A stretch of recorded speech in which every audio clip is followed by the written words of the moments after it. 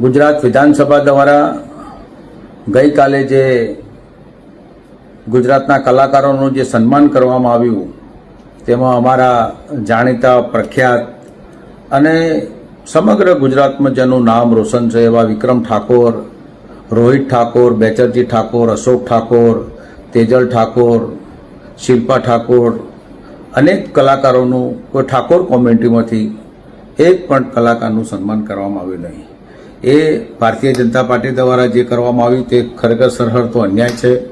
ઠાકોર સમાજ ઉપરનો જે અન્યાય છે. અને આવા અમારા જે ઉત્તર ગુજરાતમાં જ્યારે વિક્રમ ઠાકોર જે મોરદો આવતો હોય અને એમાંના કારણે આજે 50,000થી વધારે પોલીસ ભેગી થતી હોય, પોલીસ બંદોબસ્ત કરવામાં આવતો હોય અને એવી રીતે જો લોકોની મેદની ભેગી થતી હોય, સમાજનું રત્ન હોય એવા માણસનું જો સન્માન કરવામાં ના આવે તો એ ભારતીય જનતા પાર્ટી એ પોતે ઠાકોર વિરોધી છે એવું સ્પષ્ટપણે મને દેખાય છે. એટલે આવાવાળા સમયમાં આનો જો ભારતીય જનતા પાર્ટી કે સરકાર એનો નિર્ણય નહીં લાવે તો અમે કલાકારો દ્વારા તે ઉગ્ર આંદોલન કે જે કંઈ કરવાનું થતું છે એ સમાજ માટે લડીશું અને સમાજને પૂરતો ન્યાય અપાવવાના પ્રયત્નો પણ કરીશું.